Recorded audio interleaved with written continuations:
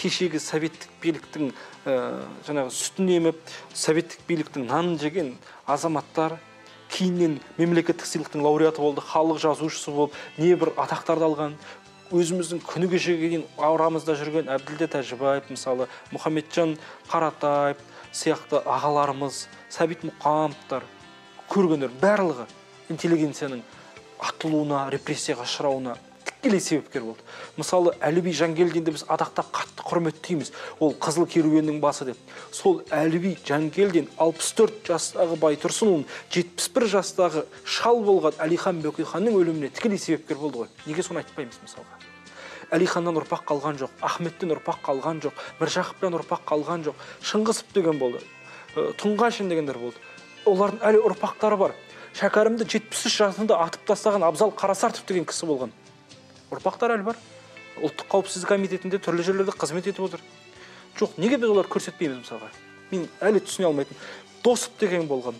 Біздің қайраткерлердің бәрінің төбесін арыз жазып, донос жіберген. Мысалы, Барлыбек Сырттанның архивімен танысқанда, бұрын Барлыбек Сырттанұлы 1914 жылдың 26 қарашасында туберкулезден қайтыс болған дейді. Жоқ, кейін архивтен таптым, Михаил Фольбаум деген генерал болған, осы Жетісу әскери облыстық. Сол генералдың тапсырмасымен Барлыбек ату жазасына кесілген. Ең алғашқы құрбан Барлыбек. Ал Барлыбектің өліміне тікелей себепкер болған Жайық деген өзінің қатарлас жүрген азаматы, осы Матай елінің руласы Барлыбектің жағын айтқанда. Бірақ ол полиция жандармының агентурасы болған тыңшы ретінде. Оның Қара деген псевдонимі болған. Сол Қара деген атпенен Барлыбектің төбесін арыз жазып отырған мысалға. Сол сияқты совет заманда Ильяс Жансүгіровтің жазушылар одағының төрағасы болып, билікке келіп, қазақ жастарын қызметке алып, оқи алмай жүрген жігіттерді оқытып, ауыздарына жаңағы қолдарын емін-еркін жететіндей жағдай жасады. Соның біреуі Мұхамеджан Қаратаев болған. Оны Қазақ әдебиеті газетіне жауапты хатшы қылып қызметке алды. Бірақ Мұхамеджан Қаратаев Ильяс Жансүгіровтің төбесін арыз жазды, Ильясты соттатты.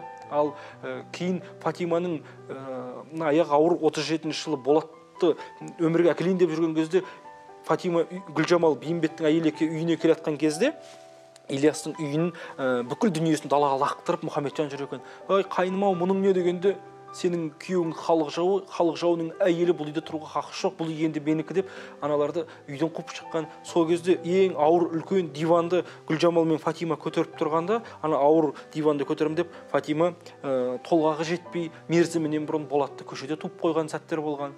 Оның барлығы күнделікте естелікте жазылды. Сондықтан болашақта біз Алаштың мемуарлық, эпистолярлық құжаттарын сол сәтпен, сол күймен, сол қалпында сөйлетуіміз керек архивті. Сонда ғана біз ұлттық рухы мықты ел боламыз. Біз бұл жерде анау сатқын болды, мынау жауыз болды деп емес, тарихқа шынайы көзбен қарауымыз керек.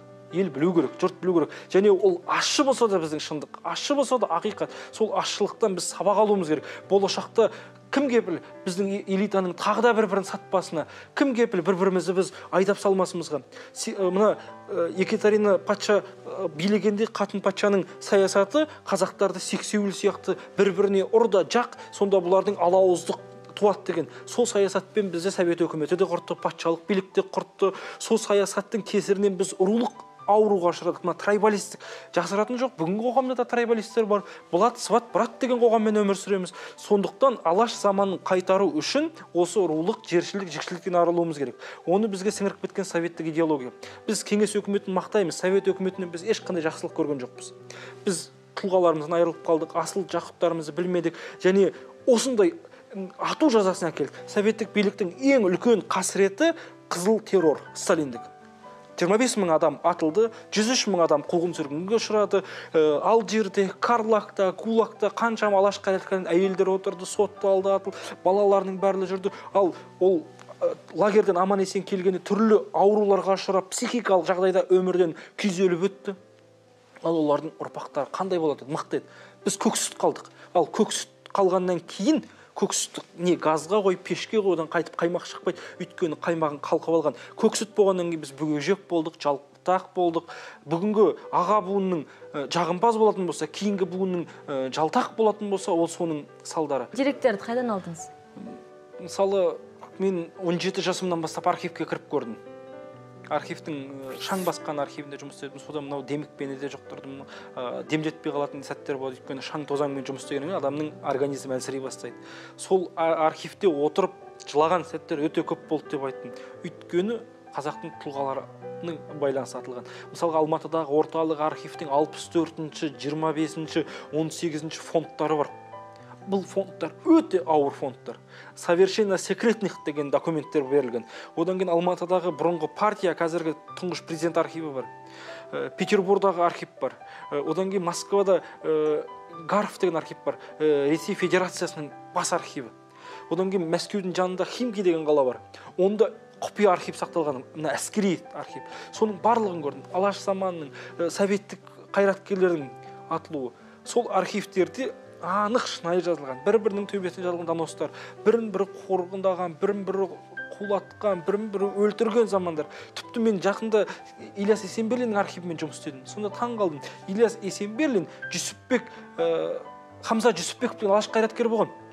Егемен Қазақстанда бас редактор қызмет атқарған. Сол Хамза Жүсіпбектің Диляра деген қызын алған, халық жауының қызын алған Есенберлин. Есенберлин 1915 жылы туған, Міржақыптың қызы Гүлнар Дулатовамен бірге оқыған. Сол Есенберлин қазақтың 5 ғасырлық тарихын жазды, көшпенділерді.